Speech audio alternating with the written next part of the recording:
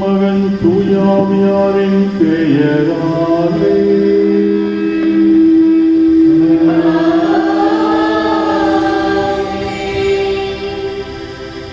நம் ஆண்டவராகிய இயேசு கிறிஸ்துவின் அருளும் கடவுளின் அன்பும் தூயாவியாரின் நட்புறவும் உங்கள் அனைவரோடும் இருப்பதாக.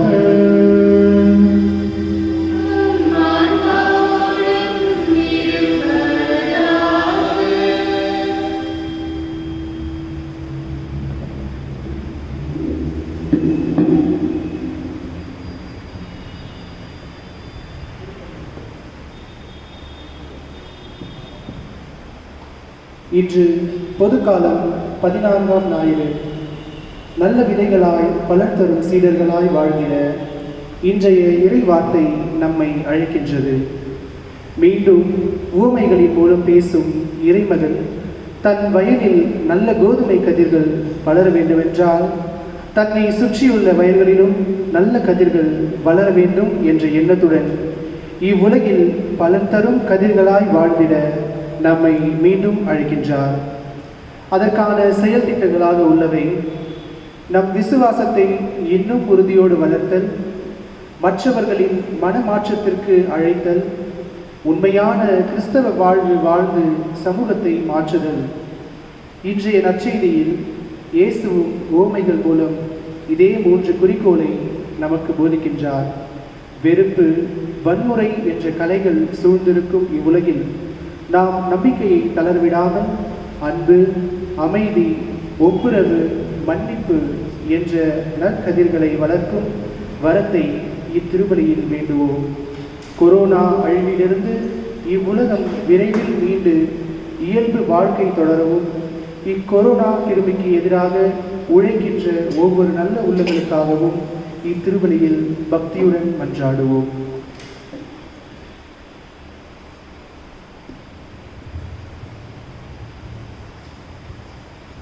அன்புமிக்க சகோதர சகோதரிகளே, இன்றைய திருப்பலியிலே காலிஸ்டா பீட்டர் ரொசாரியோ குடும்பத்திற்கு இறைவன் செய்த எல்லா நன்மைகளுக்கும் நன்றி பலியாக இந்த பலியை ஒப்புக் கொடுப்போம். மேலும் பிரேமா ஜார்ஜுடைய அறுவை சிகிச்சை நல்ல முறையில் பாதுகாப்பான முறையில் நடந்தேறியதற்காக இறைவனுக்கு நன்றி கூறி இந்த பலியானது நன்றி பலியாக ஒப்புக் கொடுக்கப்படுகின்றது. மேலும் இம்மானுவேல் டெனிஸுடைய பிறந்த நாளை முன்னிட்டு இறைவன் அவருக்கு செய்த எல்லா நன்மைகளுக்கும் நன்றி பலியாகவும் இந்த பலியை நாம் ஒப்புக் கொடுப்போம். இதே திருப்பலியிலே கொரோனா தொற்று கிருமியினாலே பாதிக்கப்பட்ட அனைத்து மக்களையும் நினைவு கூர்ந்து அவர்களுக்காக ஜெபிப்போம். விரைவிலே அவர்கள் விடுதலை பெற்று தங்களுடைய வாழ்வை, சாதாரண வாழ்வை அவர்கள் தொடங்க வேண்டும் என்று இந்த திருப்பலியிலே அனைவருக்காகவும் வேண்டி மன்றாடுவோம். இந்த திருப்பலியை நாம் தகுந்த முறையில் ஒப்புக் கொடுக்க தடையாக இருக்கும் நம் பாவங்களை ஏற்று அவற்றுக்காக மனபருந்தி இறைவனுடைய இரக்கத்தை வேண்டுவோம்.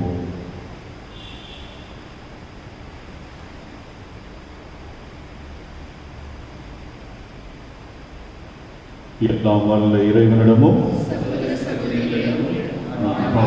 சொல்கிறேன், சிந்தனையாலும் சொல்லாலும் செயலாலும் கருணையும் கவலையாலும் பாவங்கள் பல செய்தேன். என் பாவமே, என் பாவமே, என் பெரும் பாவமே.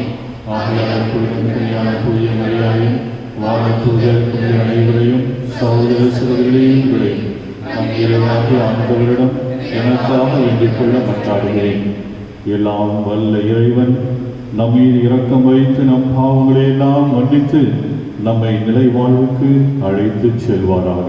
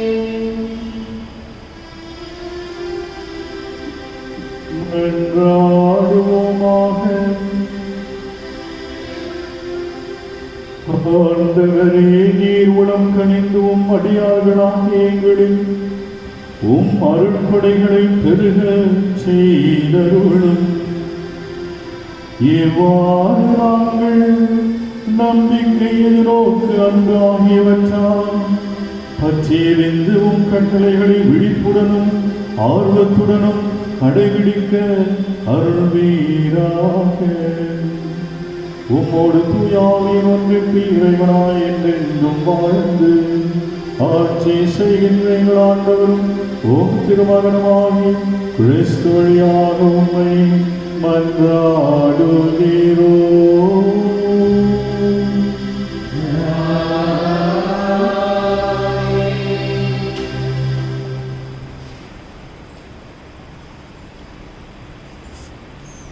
நம் பாவங்களிலிருந்து மனமாற்றம் அருளுகின்றேன்.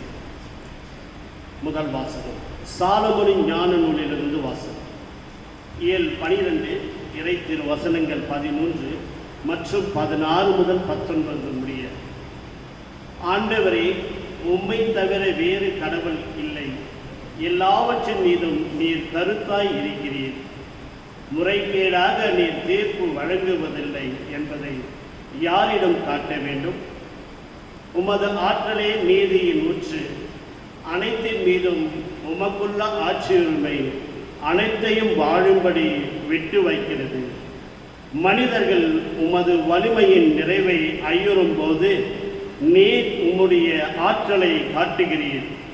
அதை அறிந்திருந்தும் செருக்குற்றிருப்பவரை அடக்குகிறீர். நீர் ஆற்றல் மிக்கவராய் இருப்பதால் கனிவோடு தீர்ப்பு வழங்குகிறீர். மிகுந்த பொறுமையோடு எங்களை ஆள்கிறீர். ஏனெனில் நீர் விரும்பும் போதெல்லாம் செயல் புரிய உமக்கு வலிமை உண்டு. நீதிமான்கள் மனிதநேயம் கொண்டவர்களாக இருக்க வேண்டும் என்பதை இச்செயல்கள் வாயிலாக உம் மக்களுக்கு கற்றுக் கொடுத்தீர். உம் மக்களை நன்னம்பிக்கையால் நிரப்பினீர். ஏனெனில் பாவங்களில் இருந்து மனம் மாற்றம் அருளுகிறீர். இது ஆண்டவரின் அருள்வாக்கு. மாணவர்களே, இன்றைய பதிலுரை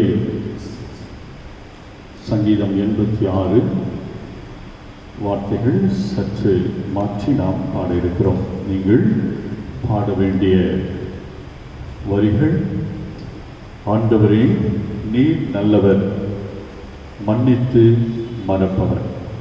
ஆண்டவரே, நீர் நல்லவர், மன்னித்து மறப்பவர். நான் பாடுகிறேன், எல்லோரும் சேர்ந்து பாடும்படியாக அன்போடு கேட்டுக்கொள்கிறேன்.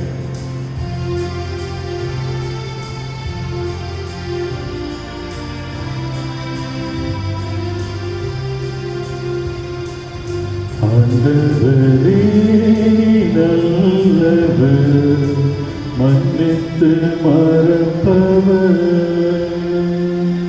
ஆண்டவரே, நல்லவர், மன்னித்து மறப்பவர்.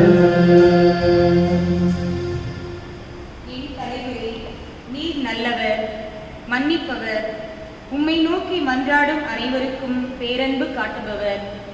ஆண்டவரே, என் வேண்டுதலுக்கு செவி கொடும், உம் உதவியை நாடும் என் குரலை கேட்டருளும். பல்லவி. ஆண்டவரே, நல்லவர், மன்னித்து மறப்பவர். ஆண்டவரே, நல்லவர், மன்னித்து மறப்பவர். என் தலைவரே, நீர் படைத்த மக்களினத்தார் அனைவரும் உம் திருமுன் வந்து உம்மை பணிவர். உமது பெயருக்கு மாட்சி அளிப்பர். ஏனெனில் நீர் மாட்சி மிக்கவர், வியத்தகு செயல்கள் புரிபவர். நீர் ஒருவரே கடவுள். பல்லவி. ஆண்டவரே, நல்லவர், மன்னித்து மறப்பவர். ஆண்டவரே, நல்லவர், மன்னித்து மறப்பவர். என் தலைவரே, நீரோ இரக்கமிகு இறைவன், அருள் மிகுந்தவர், விரைவில் சினமுறாதவர், பேரன்பும் உண்மையும் பெரிதும் கொண்டவர். என்னை கண்ணோக்கி என் மீது இறங்கும். உம் அடியானுக்கு உம் ஆற்றலை தாரும். உம் அடியாளின் மகனை காப்பாற்றும். பல்லவி. ஆண்டவரே, நல்லவர், மன்னித்து மறப்பவர். ஆண்டவரே, நல்லவர், மன்னித்து மறப்பவர். இரண்டாம் வாசகம். திருத்தூதர் பவுல் ரோமியருக்கு எழுதிய திருமுகத்திலிருந்து வாசகம். அதிகாரம் 8 இறை வார்த்தைகள் 26 27 முடியும். சகோதர சகோதரிகளே, தூய ஆவியார் நமது வலுவற்ற நிலையில் நமக்கு துணை நிற்கிறார். ஏனெனில் எதற்காக எப்படி நாம் இறைவனிடம் வேண்டுவது என்று நமக்கு தெரியாது. தூய ஆவியார் தாமே சொல் வடிவம் பெற முடியாத நம்முடைய பெருமூச்சிகளின் வாயிலாய் நமக்காக பரிந்து பேசுகிறார். உள்ளங்களை துருவி ஆயும் கடவுள் தூய ஆவியாரின் மனநிலையை அறிவார். தூய ஆவியாரும் கடவுளுக்கு உகந்த முறையில் இறை மக்களுக்காக பரிந்து பேசுகிறார். இது ஆண்டவர் வழங்கும் அருள்வாக்கு.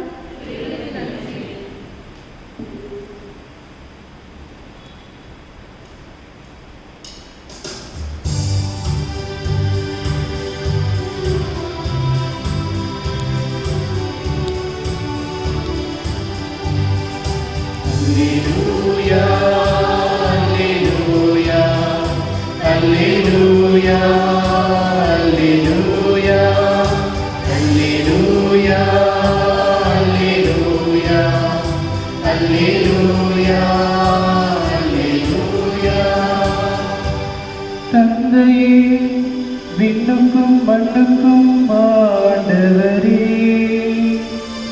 உம்மை போற்றுகிறேன். ஏனெனில் விண்ணரசின் மறுபொருளை குழந்தைகளுக்கு வெளிப்படுத்தினீர். அல்லேலூயா, அல்லேலூயா, அல்லேலூயா, அல்லேலூயா, அல்லேலூயா. ஆண்டவர் உங்களோடு இருப்பாராக.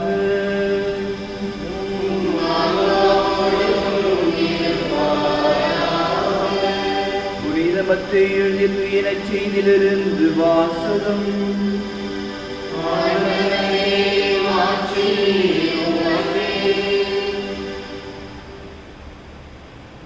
பகுதி 13, இறை திருவசனங்கள் 24 முதல் 43 முடிய. அக்காலத்தில் இயேசு மக்கள் கூட்டத்திற்கு எடுத்துரைத்த வேறு ஒரு உவமை. விண்ணரசை பின்வரும் நிகழ்ச்சிக்கு ஒப்பிடலாம். ஒருவர் தம் வயலில் நல்ல விதைகளை விதைத்தார். அவருடைய ஆள்கள் தூங்கும் போது அவருடைய பகைவன் வந்து கோதுமைகளுக்கு இடையே களைகளை விதைத்துவிட்டு போய்விட்டான். பயிர் வளர்ந்து கதிர்விட்ட போது களைகளும் காணப்பட்டன. நிலக்கிழாருடைய பணியாளர்கள் அவரிடம் வந்து, ஐயா, நீர் உமது வயலில் நல்ல விதைகளை அல்லவா விதைத்தீர், அதில் களைகள் காணப்படுவது எப்படி என்று கேட்டார்கள். அதற்கு அவர், இது பகைவனுடைய வேலை என்றார். உடனே பணியாளர்கள் அவரிடம், நாங்கள் போய் அவற்றை பறித்து கொண்டு வரலாமா, உம் விருப்பம் என்ன என்று கேட்டார்கள். அவர், வேண்டாம், களைகளை பறிக்கும் போது அவற்றோடு சேர்த்து கோதுமையும் நீங்கள் பிடுங்கிவிடக்கூடும். அறுவடை வரை இரண்டையும் வளர விடுங்கள். அறுவடை நேரத்தில் அறுவடை செய்வோரிடம், முதலில் களைகளை பறித்து கொண்டு வந்து எரிப்பதற்கென கட்டுகளாக கட்டுங்கள், கோதுமையையோ என் களஞ்சியத்தில் சேர்த்து வையுங்கள் என்று கூறுவேன் என்றார். இயேசு அவர்களுக்கு எடுத்துரைத்த வேறொரு உவமை. ஒருவர் கடுகு விதையை எடுத்து தம் வயலில் விதைத்தார். அவ்விதை எல்லா விதைகளையும் விட சிறியது. ஆனாலும் அது வளரும் பொழுது மற்றெல்லா செடிகளையும் விட மிக பெரியதாகும். வானத்து பறவைகள் அதன் கிளைகளில் வந்து தங்கும் அளவுக்கு பெரிய மரமாகும். விண்ணரசு இக்கடுகு விதைக்கு ஒப்பாகும். அவர் அவர்களுக்கு கூறிய வேறொரு உவமை. பெண் ஒருவர் புளிப்பு மாவை எடுத்து 3 மரக்கால் மாவில் பிசைந்து வைத்தார். மாவு முழுவதும் புளிப்பேறியது. விண்ணரசு இப்புளிப்பு மாவுக்கு ஒப்பாகும். இவற்றையெல்லாம் இயேசு மக்கள் கூட்டத்துக்கு உவமைகள் வாயிலாக உரைத்தார்.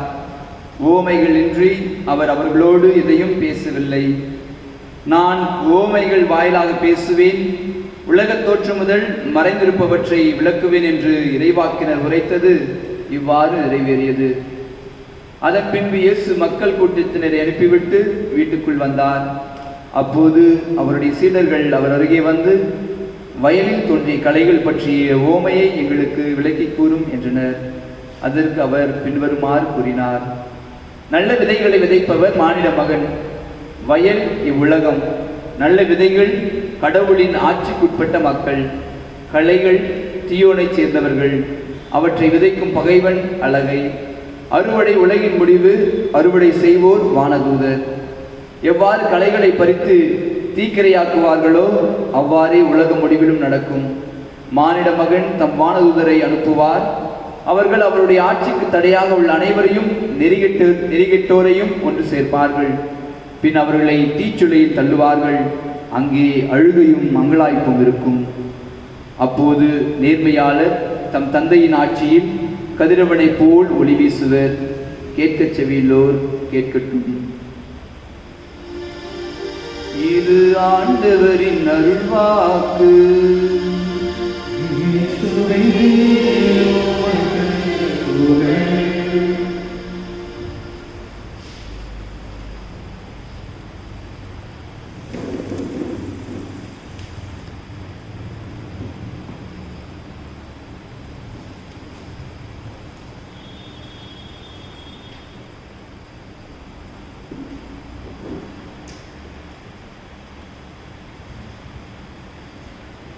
கிறிஸ்துவில் அன்புமிக்க சகோதர சகோதரிகளே, ஆண்டின் புதுக்காலம் 16ஆம் ஞாயிறிலே நாம் இருக்கிறோம். இந்த ஆண்டு ஞாயிற்றுக்கிழமைகளிலே மத்தேயு நற்செய்தியிலிருந்து வாசகங்கள் எடுக்கப்படுகின்றன. 12 அதிகாரங்களை முடித்து 13வது அதிகாரத்தை நாம் இப்பொழுது அடைந்திருக்கிறோம். கடந்த ஞாயிறன்று விதைப்பவன் ஓமையை ஆண்டவர் இயேசு எடுத்துச் சொன்னார். விதைப்பவன் விதைக்கின்றான். அந்த விதைகள் பல்வேறு இடங்களிலே விழுகின்றன. பண்பட்ட நிலத்திலே விழுகின்ற விதைகள் 100 மடங்கு, 60 மடங்கு, 40 மடங்கு என்று அந்தந்த நிலத்தினுடைய பகுதிக்கு ஏற்ப பலன் கொடுக்கின்றன என்று சொல்லி அதனுடைய அர்த்தத்தையும் கூட எடுத்துச் சொல்கிறார். விதை என்பது இறைவனுடைய வார்த்தை. நிலம், பல்வேறு வகைப்பட்ட நிலங்கள் மனிதர்களாகிய நம்முடைய மனங்கள். நம்முடைய மனம் அந்த விதையை வாங்கிக் கொள்வதற்கு எந்த அளவு தயாரிக்கப்பட்டிருக்கின்றது, நாம் தயாரிப்பாக வைத்திருக்கிறோம் என்பதை பொறுத்து அந்த இறைவனுடைய வார்த்தை நம்மிலே செயலாற்ற தொடங்குகின்றது, பலனளிக்க தொடங்குகின்றது. பலன் கொடுப்பி, நல்ல பலன் கொடுப்பி, பண்பட்ட நிலம் போல் பலன் கொடுப்பி. அருமையான ஒரு பாடல். பலன் கொடுப்பி, நல்ல பலன் கொடுப்பி, பண்பட்ட நிலம் போல் பலன் கொடுப்பி, பலன் கொடுப்பி, நல்ல பலன் கொடுப்பி, பண்பட்ட நிலம் போல் பலன் கொடுப்பி. வழியோரமா நகத்தாரையா, முன்புதரா நான் நல்ல விதமா, பலன் கொடுப்பி, நல்ல பலன் கொடுப்பி, பண்பட்ட நிலம் போல் பலன் கொடுப்பி. ஆக கடந்த ஞாயிறன்று ஆண்டவர் இயேசு நற்செய்தியின் வழியாக நம்ம எல்லாம் வயல்வெளிக்கு அழைத்துச் சென்றார். இதோ இன்றைக்கு கூட 13ஆம் அதிகாரம் தான். அதே 13ஆம் அதிகாரத்திலே மத்தேயுனுடைய 13ஆம் அதிகாரம் என்று சொன்னால் இறை அரசை பற்றிய ஓமைகள் அடங்கிய ஒரு அதிகாரம் என்று நாம் கேள்விப்பட்டிருப்போம். ஆக இன்றைக்கு வாசிக்கப்பட்ட இந்த நற்செய்தியின் பகுதி 13ஆம் அதிகாரம் 24 முதல் 43 வரை 3 ஓமைகளை ஆண்டவர் இயேசு எடுத்துச் சொல்கிறார். அதில் ஒரு ஓமைக்கு அர்த்தத்தையும் விளக்கத்தையும் கூட அந்த சீடர்கள் கேட்டு தெரிந்து கொள்கிறார்கள். இயேசு அவர்களுக்கு அதனுடைய விளக்கத்தையும் எடுத்துச் சொல்கிறார். இந்த உலகத்தில் மனிதர்களுடைய சிந்திக்கக்கூடிய மனிதர்கள் யாரெல்லாம் இருக்கிறார்களோ அவர்களுக்கெல்லாம் ஒரு கேள்வி கண்டிப்பாக இருக்கும். என்ன கேள்வி?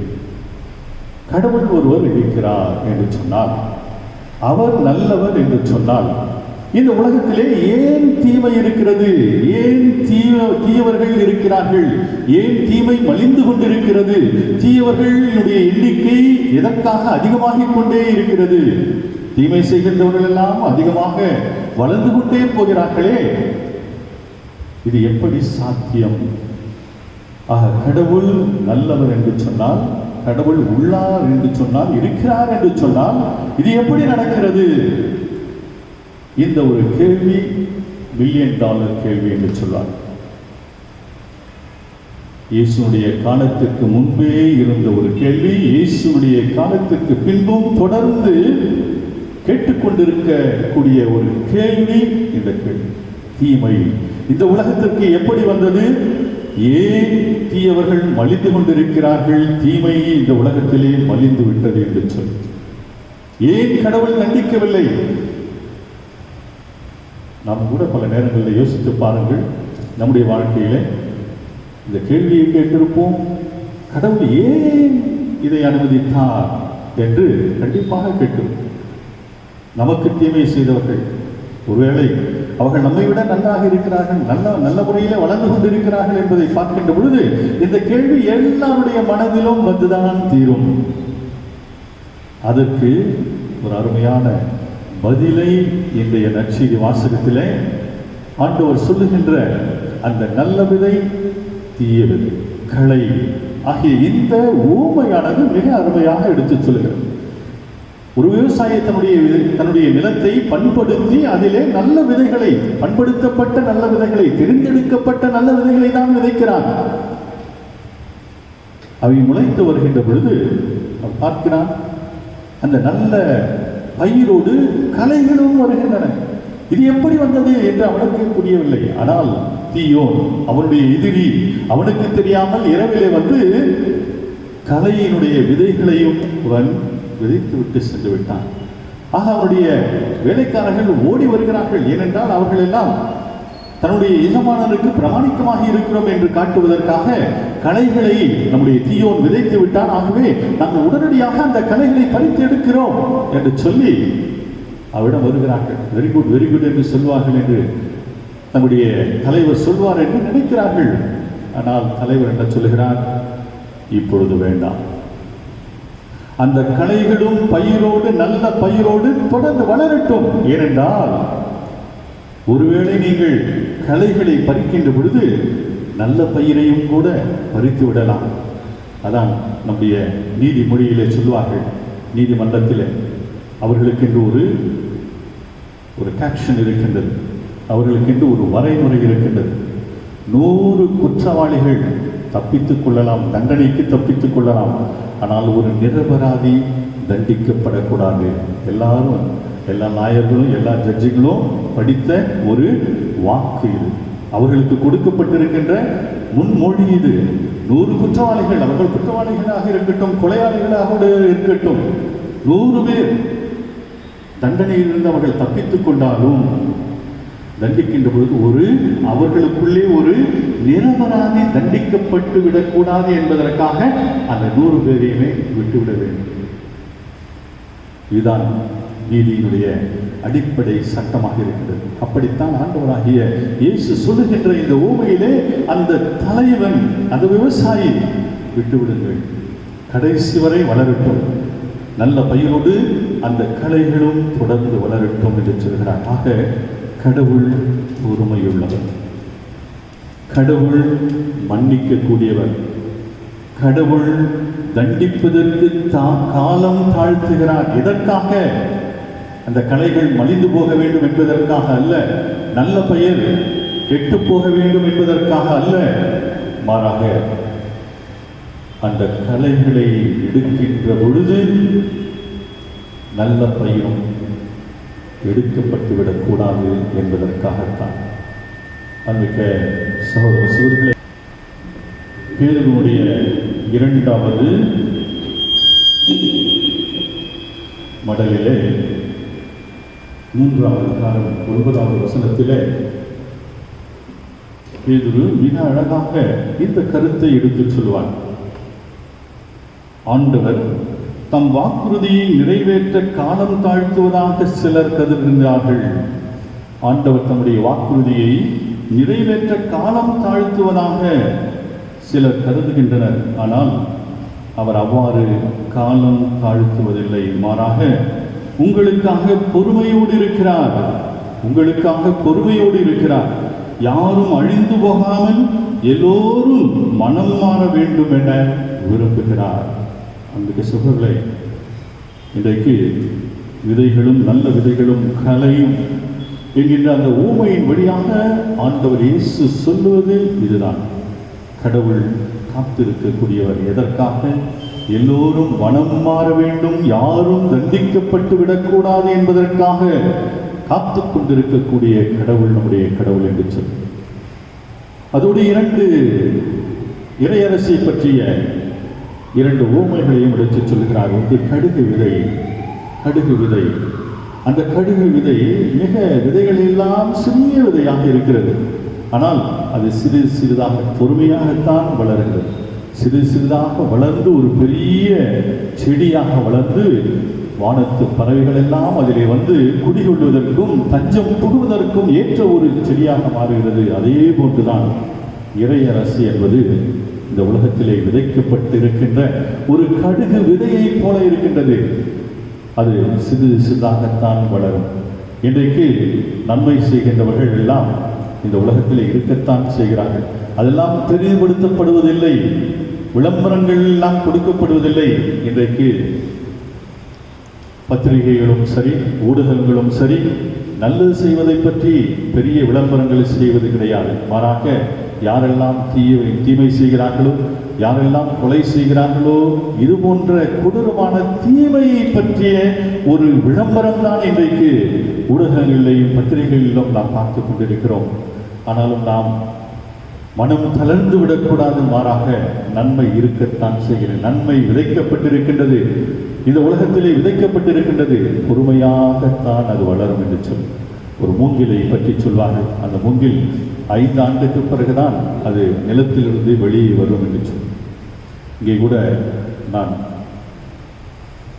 எங்கோ கான்ஃபரன்ஸுக்காக போன பொழுது ஒரு சில செடிகளுடைய வேர்களை எடுத்து வந்தேன். அது கிழங்கை போல இருக்கும். இங்கே நட்டு வைத்தேன். பார்த்தேன், 1 மாதம் 2 மாதம் 3 மாதம் வரவில்லை. ஒருவேளை அழுகி போய்விட்டதோ என்று நினைத்தேன். ஒரே ஒரு சாரல் மழை வந்தது. அடுத்த நாள் வெளியில் கிளம்பியது. அந்த கிழங்கிலிருந்து புதிய உயிர் வெளிவருவதை பார்த்தேன். இப்பொழுது கூட போய்விட்டது என்று நினைத்தேன். என்னுடைய அலுவலகத்துக்கு முன்பாக ஒரு சில தொட்டிகள் இருக்கும். அந்த தொட்டிகளில் மழை வந்த பிறகு காய்ந்து போனதோ உயிர் போய்விட்டதோ என்று நினைத்ததெல்லாம் அரும்பி வந்தது. அப்படித்தான் இறை அரசு, நல்லவர்கள், நன்மை இந்த உலகத்திலே இருக்கத்தான் செய்கிறது. அது எப்பொழுது வெளியே வர வேண்டுமோ அப்பொழுது வரும். அதே போன்று ஆண்டவரே இன்னொரு உண்மையை சொல்கிறார். எல்லாரும் அவருடைய வீடுகளிலே செய்யக்கூடிய ஒரு விஷயம்தான். எல்லாரும் இட்லி தோசை மாவெல்லாம் நீங்கள் அரைக்கிறீங்க. அரைச்சி அன்னைக்கே சுட்டுறீங்களா? சுட மாட்டேன். இதை சொல்ல நான் இதை சொல்கிறதில்லை. இட்லி தோசை இதையெல்லாம் அது முந்தின நாளே அதை தயார் செய்து ஒரு இரவு அதை காத்திருப்போம். அது ஈஸ்ட் என்று சொல்வார்கள். புளிப்பு மாவு, அந்த புளிப்பு மாவு இருந்ததுனால் சற்று புளிப்பு மாவை எடுத்து அதோடு சேர்த்து நாம் பிசைகின்ற பொழுது அந்த ருசியானது வருகிறது. அதே போலதான் இறை அரசு என்பது இந்த உலகத்திலே புளிப்பு மாவை போல இருக்கிறது. இந்த புளிப்பு மாவு அன்றைக்கே நமக்கு சுவை கூட்டுவது கிடையாது. மாறாக போக போக இந்த உலகத்திலே இறை அரசனுடைய அந்த மதிப்பீடுகள் சிறு சிறிதாக வளரும். அந்த இறை அரசுடைய அந்த ருசியை இந்த உலகம் பார்க்கும் காலம் வரத்தான் செய்யும். அதுவரை நாம் கொடுத்திருக்க வேண்டும் என்று ஆண்டவர் இயேசு இந்த நற்செய்தியிலே இறையரசு பற்றிய இந்த 2 சிறிய ஓமைகளின் வழியாகவும் எடுத்துச் சொல்கிறார். நன்மை இந்த உலகத்திலே இருக்கத்தான் செய்கிறது. இந்த உலகத்திலே அது பொறுமையோடு காத்திருப்பவர்கள் அதனுடைய பலன்களை காண்பார்கள் என்று சொல்லி, அன்றைக்கு சகோதரர்களே, இன்றைக்கு இந்த உலகத்திலே நன்மையும் தீமையும் ஒன்றாக கைகோத்து கொண்டு வருவதைப் போல நாம் பார்த்தாலும் நன்மைதான் இறுதியிலே வெற்றி கொள்ளும். செரோக்கி என்கின்ற அமெரிக்காவில் இருக்கக்கூடிய பழங்குடியினர் மத்தியிலே ஒரு வயோதிகர பெரியவர் தன்னுடைய பேரனுக்கு சொல்லிக் கொண்டிருக்கிறார். தம்பி, ஒவ்வொருவனுடைய உள்ளத்திலேயும் 2 ஓநாய்கள் இருக்கின்றன. ஒரு ஓநாய் நல்ல ஓநாய், அன்பு, பொறுமை, சகிப்புத்தன்மை, கருணை, இதெல்லாம் நிறைந்த ஒரு ஓநாய். இன்னொன்று கோபம், அகங்காரம், இது போன்ற தீமையெல்லாம் மலிந்திருக்கக்கூடிய இன்னொரு ஓநாய். இவர்களுக்கு இடையிலே இந்த சண்டையானது நடந்து கொண்டே இருக்கிறது, போராட்டம் நடந்து கொண்டே இருக்கின்றது. ஒவ்வொருவருடைய உள்ளத்திலும் இந்த நல்ல ஓநாய்க்கும் தீய ஓநாய்க்கும் இடையே போராட்டம் நடந்து கொண்டே இருக்கிறது என்று இந்த பேரன் கேட்டானா, கடைசியில் யார் ஜெயிப்பாங்க என்று சொல்லி. தம்பி, அது ஒவ்வொருடைய கையிலையும் இருக்கிறது. நீ எந்த ஓநாய்க்கு அதிகமாக தீனி போடுகிறாயோ அந்த ஓநாய் வெற்றி பெறும். நீ உன்னுக்குள்ளே இருக்கக்கூடிய நல்ல ஓநாயினுடைய அந்த குணங்களை நீ உன்னுடைய வாழ்க்கையிலேயே அதிகமாக கடைபிடித்து வந்தாய் என்றால் நல்ல ஓநாய் முன்னிலை வெற்றி காணும், தீய ஓநாய் இறந்துவிடும், மடிந்துவிடும், காணாமல் போய்விடும் என்று சொன்னார். அன்றைய சகோதரர்களே, உண்மை. நம் அனைவருக்குள்ளேயும் இந்த நன்மையும் தீமையும் இருக்கின்றது. அதான் சொல்றாங்க, மனிதன் பால், மிருகம் பால். அந்த மிருகம் தான் தீய ஓநாய், அதுதான் தீய ஓநாய்.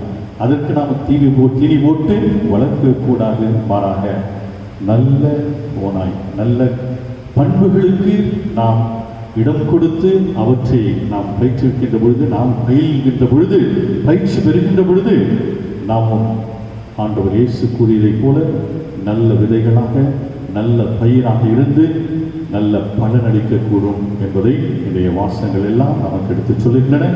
நல்ல பயிராக, நல்ல விதைகளாக இருந்து இறைவனுக்குரிய அந்த அரசுக்கு உட்பட்ட மக்களாக வாழ்ந்து பலனளிக்க நமக்கு தேவையான வரங்களை இந்த திருப்பலியிலே வேண்டி மன்றாடுவோம்.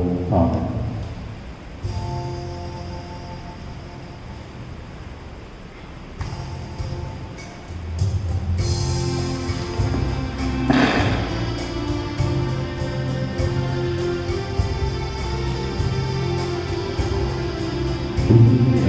மண்ணையும் படுத்தவரா கடவுள்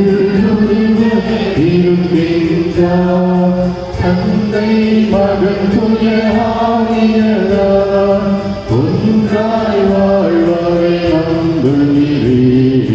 தூய ஆவி தந்தையா இறைமகன் நமக்காய் மனிதரா கண்ணை மறியிடம் பிறந்தவரா இயேசுவை ஓதிய நம்புகிறேன்.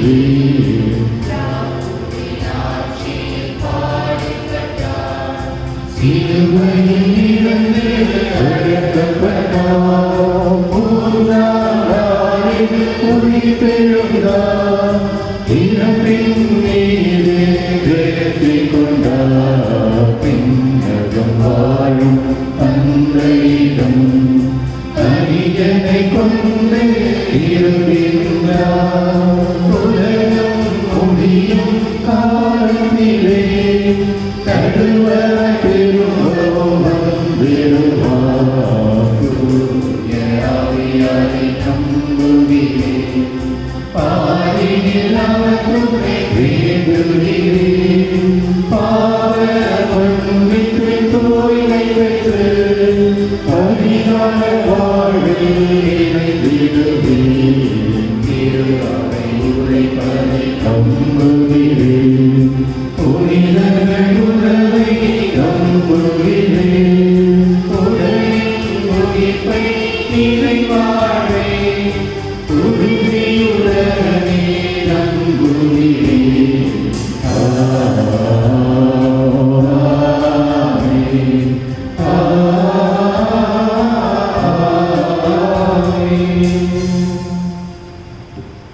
அன்புமிக்க சகோதர சகோதரிகளே,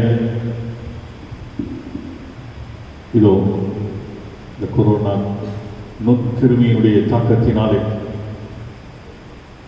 மனிதர்களாலே உருவாக்கப்பட்டது என்று சொல்லப்படுகின்ற இந்த தீய சக்தியினுடைய தாக்கத்தினாலே அலைகழிக்கப்பட்டு கொண்டிருக்கின்ற இந்த உலகம் நாம் நம்முடைய குடும்பங்கள் அனைத்தும் பொறுமையை கடைபிடித்து இந்த நாட்களிலே இந்த தீமையிலிருந்து, தீமையினுடைய சக்திகளிலிருந்து விடுதலை பெற்று நன்மையை வளர்த்து நன்மையை செய்கின்ற மக்களாக வாழ நமக்கு தேவையான வரங்களை இந்த திருப்பிள்ளையிலே இப்பொழுது மன்றாட்டுகளாக எடுத்துச் சொல்லி ஜெபிப்போம்.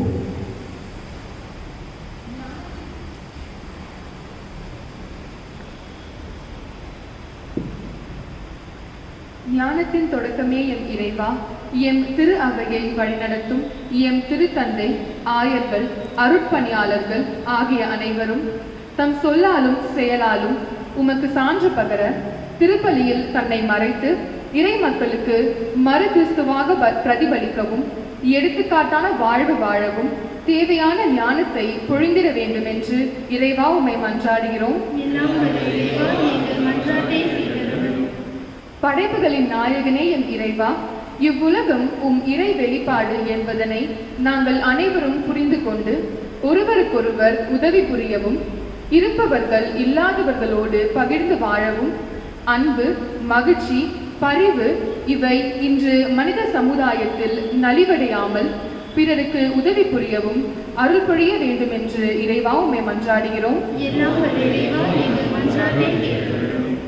குழந்தைகள் விண்ணரசின் சொந்தங்கள் என்று மொழிந்த என் இறைவா, எம் குழந்தைகள் இளமையில் அதிகமாக உம்மை தேடவும் வார்த்தைகளை வாழ்வாக்கி தம் சொல்லாலும் திரு அவைக்கும் மனிதகுல சமுதாயத்திற்கும் சான்று பகரும் வாழ்வை வாழ தேவையான அருளை பொழிந்திட வேண்டும் என்று இறைவா உம்மை மன்றாடுகிறோம்.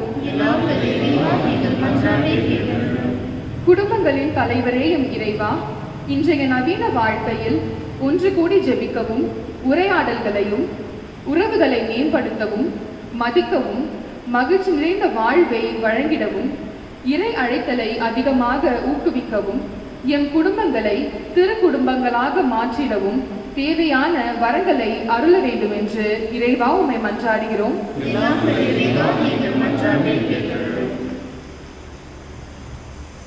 நாம் அனைவரும் நம்முடைய தனிப்பட்ட தேவைகளுக்காகவும் நம்முடைய குடும்பங்களின் தேவைகளுக்காகவும் மௌனமாக ஜீவிப்போம்.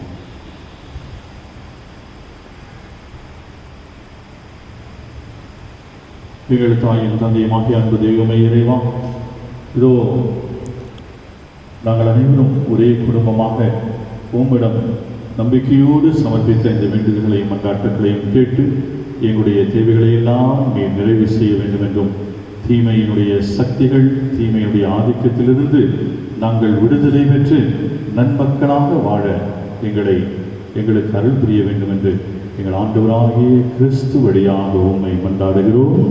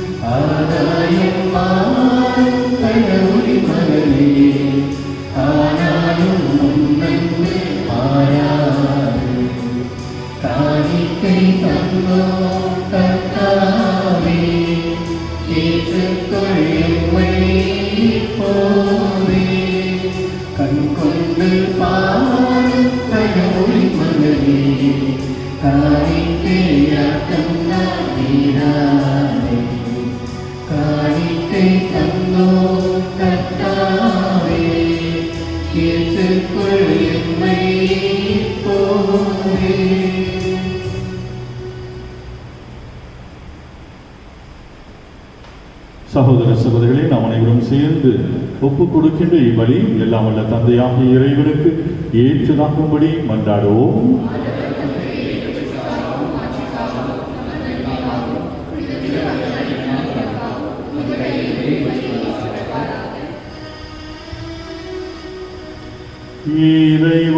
பழைய ஏற்பாட்டு பல்வேறு பலிகள் உம் திருமகனின் நிறைவான ஒரே பலியில் முழுமை பெறச் செய்தீரே.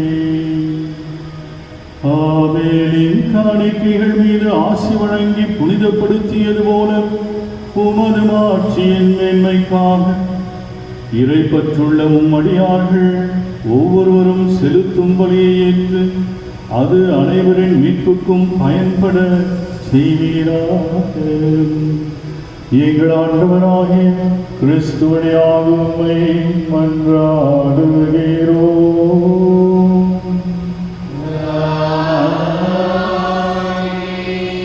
ஆண்டவர் உங்களோடு இருப்பாராக.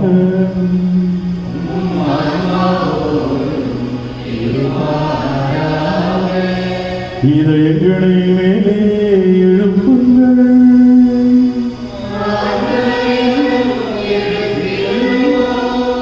நம் இறைவனாகிய ஆண்டவருக்கு நன்றி கூறுவோம்.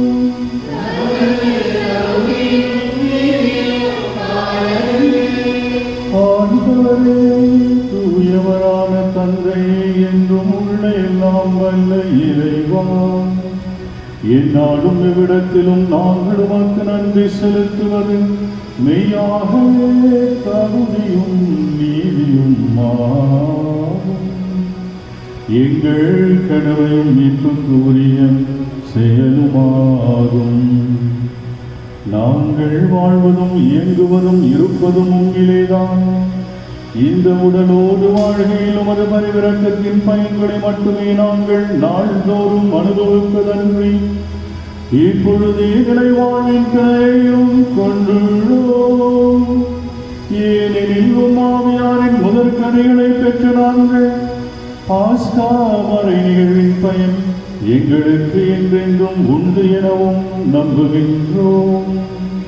அந்த ஆவியார் வழியாகவே நீர் எம்பெருமான் இயேசுவை சாவினின்று உயிர்த்தெழச் செய்தீர்.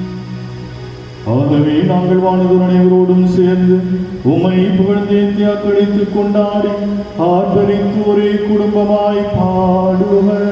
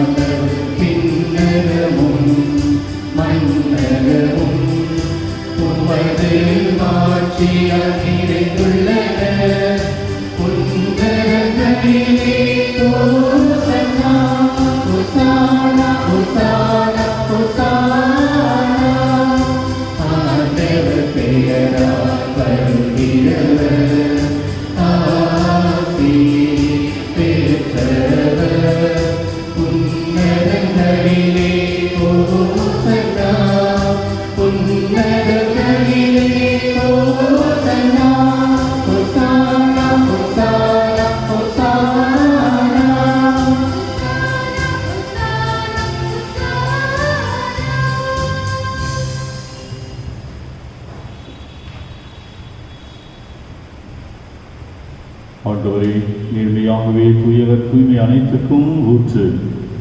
ஆகவே என்னுடைய ஆவியினை பொழிந்து இந்த காணிக்கைகளை தூய்மெடுத்து உம்மை வேண்டுகிறோம். இவ்வாறு எங்கள் ஆண்டவர் இயேசு கிறிஸ்துவின் உடலும் இரத்தமுமாக எங்களுக்கு இவை மாறுவனவாக. அவர் பாடுபட உடல் பிணைந்து தம்மை கையெடுத்த போது அப்பத்தை எடுத்து நன்றி செலுத்தி அதை பெற்று தம் சிலர்களுக்கு அளித்து அவர் கூறியதாம், அனைவரும் இதிலிருந்து பெற்று உண்ணுங்கள், ஏனெனில் இது உங்களுக்காக கையளிக்கப்படும் என் உடல்.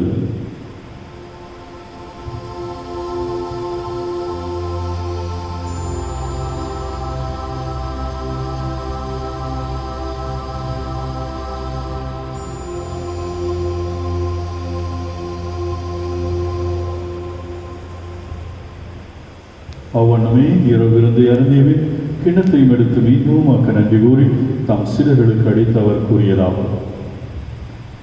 அனைவரும் இதிலிருந்து பெற்று பருகுங்கள், ஏனெனில் இது புதிய நிலையான உடன்படிக்கைக்குரிய என் இரத்தத்தின் கிண்ணம். இது பாவ மன்னிப்புக்கென் உங்களுக்காகவும் பலருக்காகவும் சிந்தப்படும். இதை என் நினைவாக செய்யுங்கள்.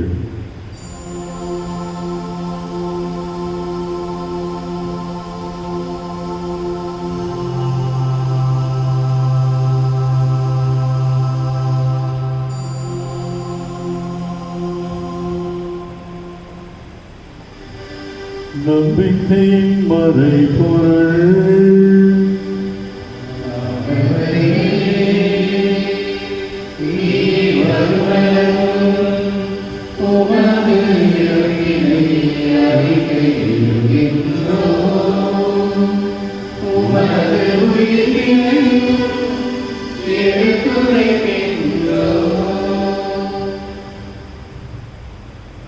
ஆகவே ஆண்டவரே, நாங்கள் கிறிஸ்துவனுடைய இறப்பினையும் உயிர்ப்பினையும் நினைவு கூர்ந்து வாழ்வு தரும் அப்பத்தையும் இப்படிக்கும் கிண்ணத்தையும் உமக்கு ஒப்புக் கொடுக்கின்றோம்.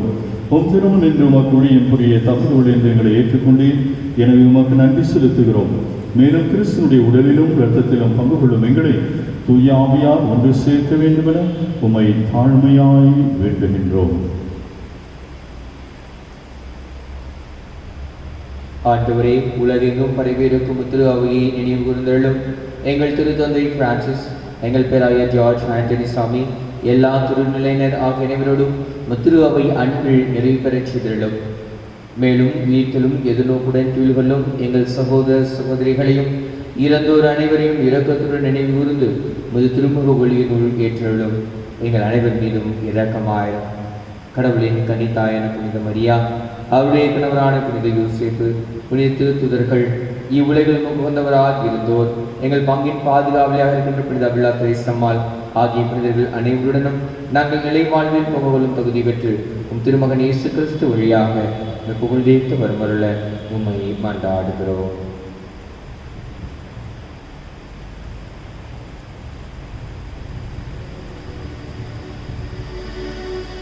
இவர் வழியாக இவரோடு எல்லாம் வல்ல இறைவனாகிய தந்தையே, தூய ஆவியாரின் ஒன்றிற்கு எல்லா புகழும் மாட்சியும் என்றென்றும் உமக்கு உரியதே. என்றென்றும் உமக்கு உரியதே.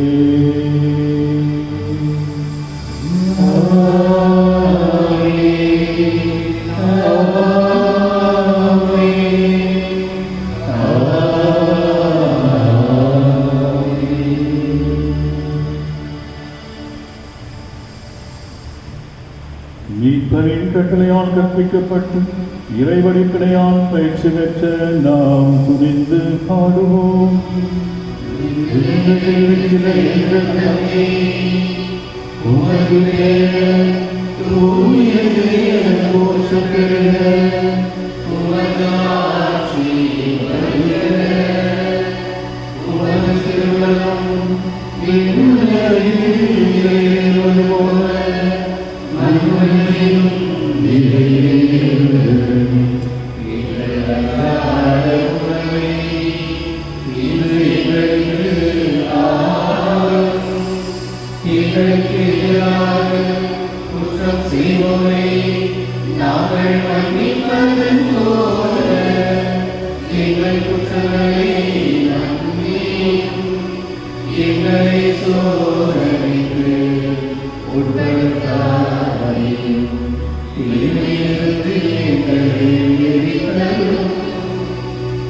ஆண்டவரே, தீமை அனைத்திலிருந்தும் எங்களை விடுவித்து எங்கள் வாழ்நாளில் அமைதியை கனிவோடு அருளுமை கொண்டாடுகிறோம். உமது இரக்கத்தின் உதவியால் நாங்கள் பாவத்திலிருந்து எப்போதும் விடுதலை பெற்று யாதொரு கலக்கமுமின்றி நலமாய் இருப்போமாக. நாங்கள் எதிர்நோக்கி இருக்கும் இன்பத்துக்காகவும் எம் மீட்பராம் இயேசு கிறிஸ்துவின் வருகைக்காகவும் காத்திருக்கிறோம். ஆண்டவரே இயேசு கிறிஸ்துவை அமைதி உங்களுக்கு விட்டுச் செல்கிறேன், என் அமைதியை உங்களுக்கு அளிக்கிறேன் என்றும் திருத்துதர்களுக்கு முடிந்தீரேன். எங்கள் பாவங்களை பாராமல் முத திரு அவையின் நம்பிக்கையை கண்ணோக்கி முத திருவுளத்திற்கு ஏற்ப அதற்கு அமைதியையும் ஒற்றுமையும் அளித்தருள்வீராக. என்றென்று வாழ்ந்து ஆட்சி செய்கின்றவர் நீரே. ஆண்டவருடைய அமைதி உங்கள் அனைவரோடும் என்றும் இருப்பதாக. இறைவன் தருகின்ற அமைதியை ஒருவர் மற்றவரோடு பகிர்ந்து கொள்வோம்.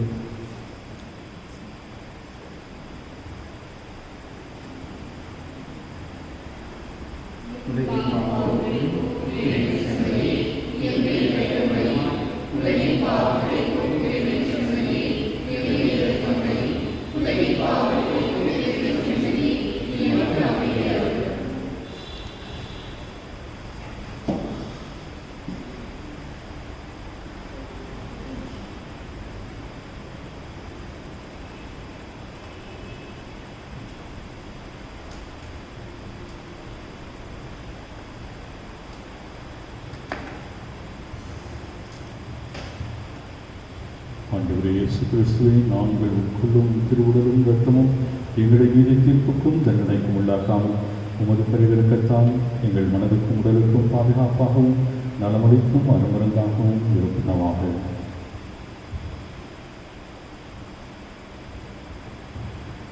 இதோ இறைவனின் செம்மறி, இதோ உலகின் பாவங்களை எல்லாம் போக்குபவர், செம்மறின் விருந்துக்கு அழைக்க பெற்றோர் பேறு பெற்றோர்.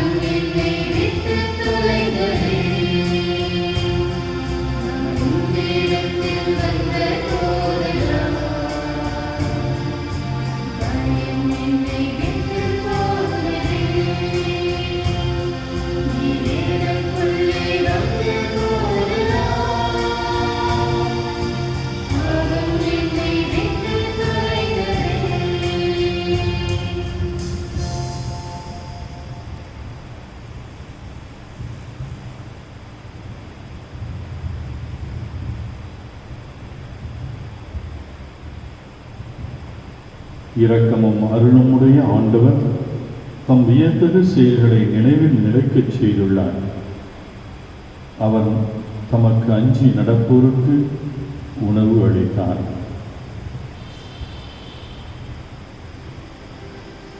நன்றியுடன் மன்றாடுவோம்.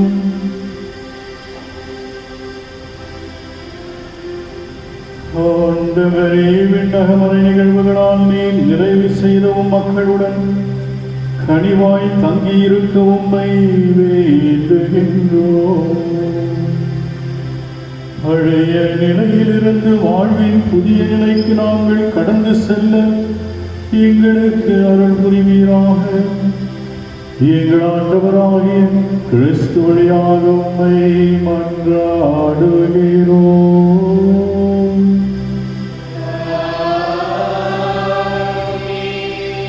ஆண்டவர் உங்களோடு இருப்பாராக.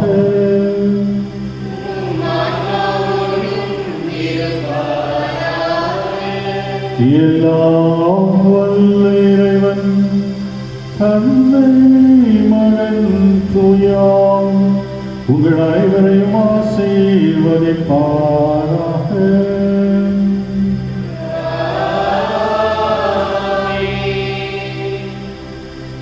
நல்ல விதைகளாய் வாழ்ந்திட சென்று வாழுங்கள். திருப்பலி நிறைவேறிற்று.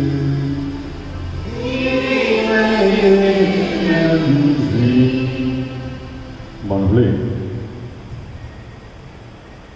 சென்னை மாநகரத்தை பொறுத்தவரை கொரோனாவுடைய தாக்கம் சிறிதாக குறைந்து கொண்டே இருக்கிறது. அதற்கு காரணம் விழிப்புணர்வு தான் என்று சொல்லுகின்றார்கள். பலரும் இப்பொழுது எப்படி இருக்க வேண்டும், எப்படி நம்மையே பாதுகாத்துக் கொள்ள வேண்டும் என்று பலரும் தெரிந்து கொண்டதன் காரணமாக தொடர்ந்து நம்மை நாம் காத்துக்கொள்வோம். புது கெட்டத்தில் இருக்கார் அப்படின்னு நினைக்காதீங்க. சும்மா கொஞ்சம் சௌந்தர்யம் தான், இதை விட்டு பார்க்கலாமே அப்படின்னு சொல்லி. குருவான பிறகு இது போன்று விட்டதில்லை. குரு மடத்தில் இருந்த பொழுது தாடியெல்லாம் வளர்த்துருக்கிறேன். ஆனால் இப்பொழுது சும்மா கொஞ்ச நாள் அப்படி விட்டு பார்க்கலாமே என்று சொல்லி தான். அதனால் சிக்காயிட்டாதான் அப்படியெல்லாம். கடந்த வாரம் என்னை பார்க்கவில்லை. ஒரு சிலர் ஃபோன் பண்ணி, ஃபாதர் என்ன ஆச்சு, சிக்காயிட்டீங்களா, கோவிட் வந்துச்சா உங்களுக்கும் அப்படிலாம் கேட்க ஆரம்பித்தேன். அதனால தான் இந்த வாரம் கண்டிப்பாக 2 திருப்பலிகளிலும் நான் இருக்க வேண்டும் என்று 2 ஆங்கில திருப்பலி, தமிழ் திருப்பலி இரண்டிலுமே என்னுடைய முகத்தை காட்டியிருக்கிறேன். கெட்டப் மட்டும் மாறி இருக்கும். நானே தான். அதை உங்கள் அனைவருக்கும் இறைவனுடைய இறை ஆசீர், இறைவன் உங்களையும் உங்களுடைய குடும்பங்களையும் நிறைவாய் ஆசீர்வதிப்பார்.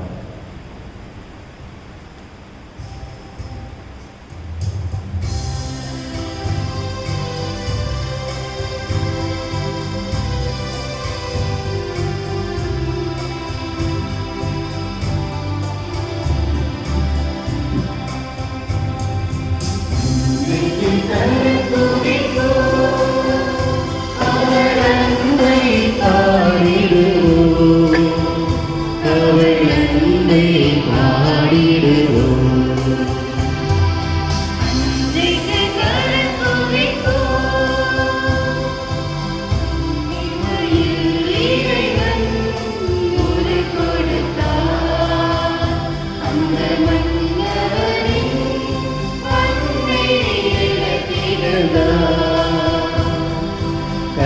மகிமையில் இறைவன் உரை கொடுத்தார்.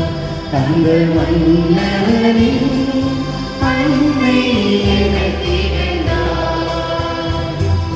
மதுக்குலர் வாழ்ந்திட பாதை படைத்தான். மதுக்குலர் வாழ்ந்திட பாதை படைத்தான். தினமவர் புகழினை பாடிடுவோம். அன்னைக்கு கருத்துவைப்போம். அவள் அன்பை பாடிடுவோம். அவள் அன்பை பாடிடுவோம். அன்னைக்கு கருத்துவைப்போம்.